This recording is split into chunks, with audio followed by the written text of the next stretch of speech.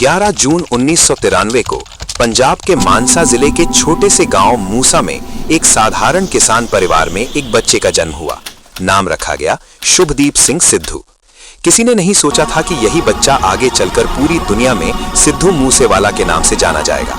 उनके पिता बलकौर सिंह किसान थे और मां चरण कौर ने उन्हें संस्कार, सादगी और आत्मसम्मान सिखाया। बचपन खेतों, ट्रैक्टरों, मिट्टी की खुशबू और गांव की सीधी सादी जिंदगी में बीता। शुभदीप ज्यादा बोलने वाले नहीं थे, लेकिन जो देखते थे उसे गहराई से महसूस करते थे। स्कूल और कॉलेज के समय उन्हें पंजाबी लोकगीत, कविता और लिखने का शौक लगा। वे अक्सर कागज पर अपने विचार उतारते थे, जिनमें गांव, समाज, ताकत, सच्चाई और संघर्ष साफ झलकता था। पढ़ाई के दौरान उन्होंने इलेक्ट्रिकल इंजीनियरिंग भी की, लेकिन दिल पूरी तरह संगीत में ही बस चुका था। कुछ बड़ा करने की चाह में वे पढ़ाई के लिए कनाडा चले गए। नया देश, नया माहौल, अकेलापन और संघर्ष, सब कुछ एक साथ था।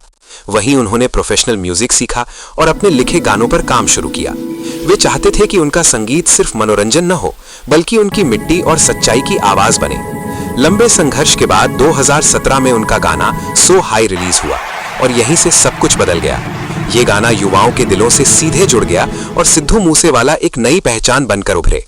उनके शब्दों में डर नहीं था, दिखावा नहीं था, सिर्फ रॉ और रियल सच्चाई थी।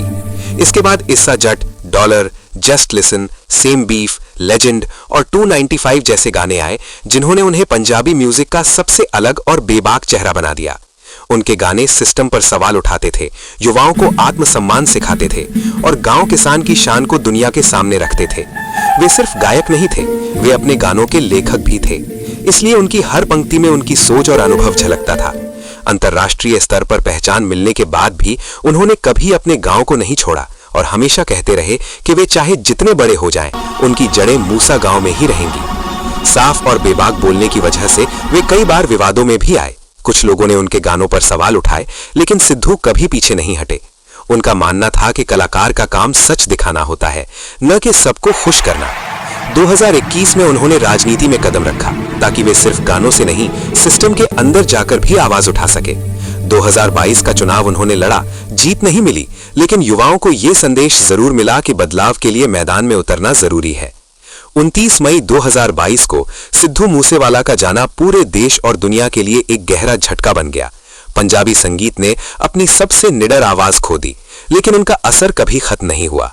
आज भी उनके गाने सुने जाते हैं, उनके शब्द युवाओं को हिम्मत देते हैं और उनका नाम संघर्ष, आत्मसम्मान और सच्चाई की पहचान बना हुआ है। सिद्धू मूसेवाला ये साबित कर गए कि अगर सोच बड़ी हो और कलम सच्ची हो, तो एक छोटे से गांव का लड़का भी पूरी दुनिया में अपनी आवाज छोड़ सकता है।